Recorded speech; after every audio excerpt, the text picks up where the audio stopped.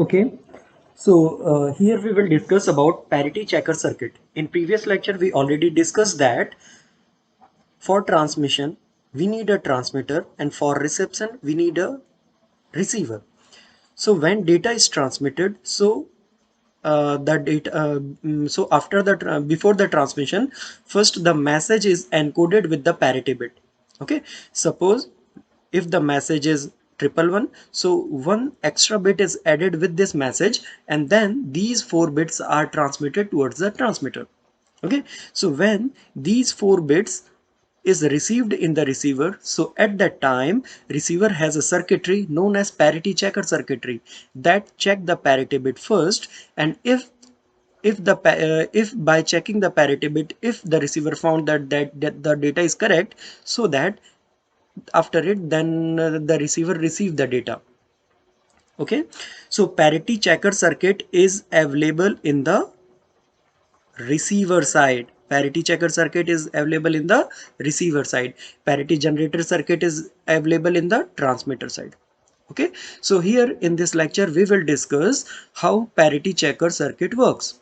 Okay, so suppose the message is of 3 bit, and one extra bit, that is parity bit, is added with the data is transmitted towards the receiver, so receiver receives the 4 bit. Okay, so by using this concept we will make a table. By using this concept we will make a table known as truth table. We will make a table known as truth table. Okay, so to understand the concept of parity checker, we drawn a truth table here. We drawn a truth table here. Here, the these 4 bits are transmitted from the transmitter side, and because 4 bits are transmitted from the transmitter side, so there will be 16 possible combinations. There will be 16 possible combinations. So these are 16 possible combination that is made by using 4 bits. Okay, so in the case of even parity checker, if the number of 1 in the data, if the number of 1 in the data is even, so at that time the parity bit will be 0, same as in the case of parity checker circuit. Okay, so in the second case, here the number of 1 is odd, that's why the even parity bit will be 1. In the third case, the number of 1 will be odd, so that's why the parity bit will be 1. You can check this case. Here the number of 1 is 3, and 3 is the odd number, so that's why the parity bit will be 1 in the case of even parity. Okay, so by using the truth table, we will draw we will draw we will calculate the equation for parity checker. Okay, the output of parity checker is represented by PC. How can we calculate the equation for parity checker? We will check the parity checker column and find out where is 1, and we will take the respective input combination. With respect to this one. Okay, so here we will check. The first combination will be A bar, B bar, C, D. So the first combination will be A bar, B bar, C, D. Okay, the second combination will be A bar, B bar, C, D bar. The second combination will be A bar, B bar, C, D bar. Okay, same as the third combination will be A bar, B, C bar, D bar. A bar, B, C bar, D bar. Okay, now the fourth combination will be A bar, B, C, D. Fourth combination will be A bar, B, C, D. Okay, the fifth combination will be A, B bar, C bar, D bar. A, B bar, C bar, D bar. The sixth bit is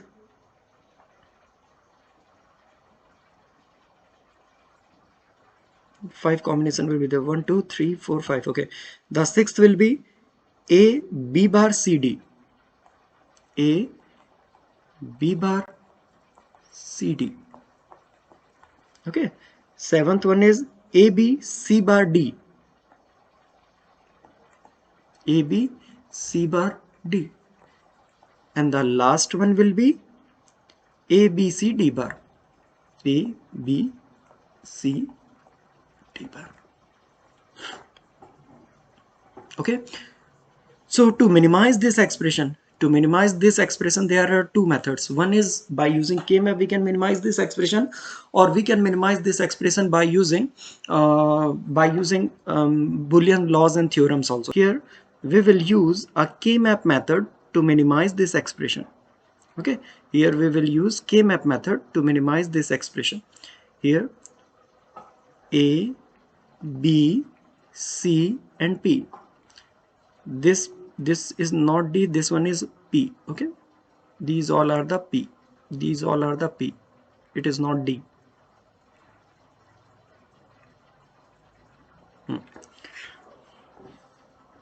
Okay, one is coming, then one is coming, 4 4.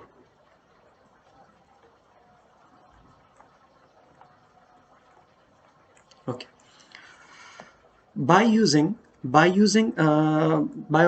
the above K map, it is clear that no double element grouping is possible. No double element grouping is possible. Okay, this one is present over here.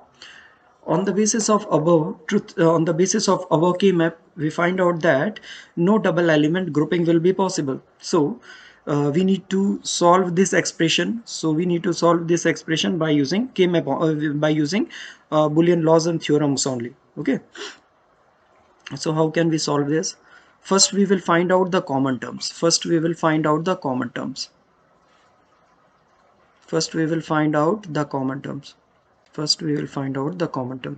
So first we will take a common element as A bar B bar. First we will take a common element as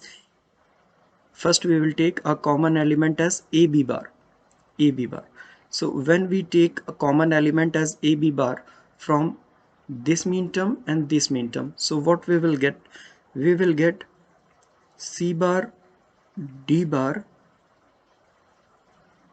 plus CD. Okay, then from this and this mean term, third and fourth mean term, we will take common element as A bar B. So what we will find out here? We will find out here C bar D bar plus CD. Okay, now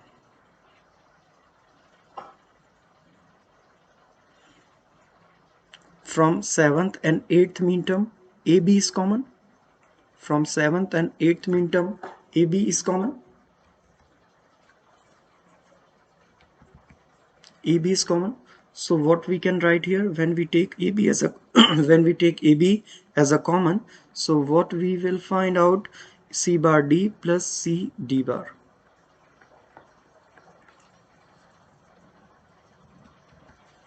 Okay, now what is remaining? Which term is remaining? The remaining term is first and second one. In first and second, A bar and B bar is a common element. Okay, A bar and B bar is a common element. We will take A bar and B bar as a common element. So what we will find out, C bar D plus C D bar. Okay.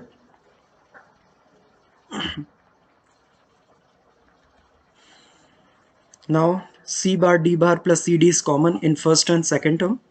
So we will take C bar D bar plus CD. This one is common from this side and this side.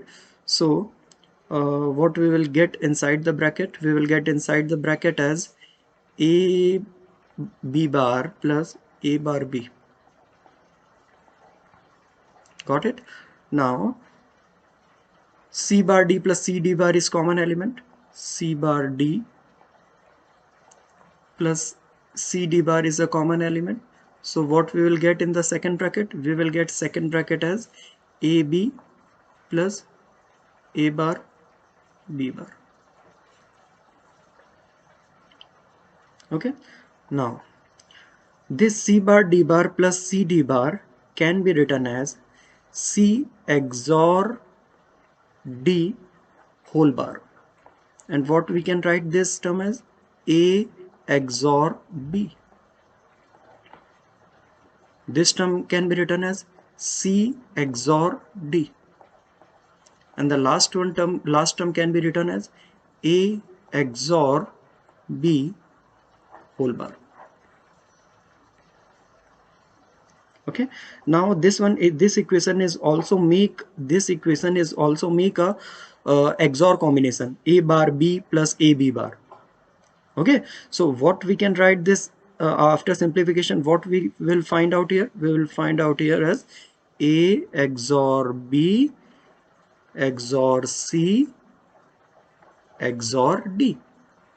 So this one is the final expression. This one is the final expression for parity checker circuit. This one is the final expression for parity checker circuit. By using the final expression, by using this final expression, we can draw, by using the final expression, we can draw the logical diagram also. We can draw the logical diagram also. For A XOR B, we need a XOR gate in which two inputs are A and B. So from this end we will get A XOR B. Okay, we will take second XOR gate in which we will provide two input as C. This one is nothing D, this one is P. Okay, sometimes in few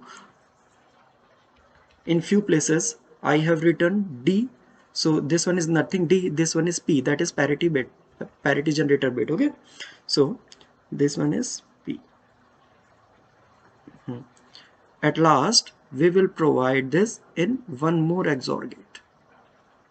So what we will find? We will find the output of parity checker, that is A XOR B XOR C XOR D. Okay, this one is our final expression of parity checker circuit. Thank you so much.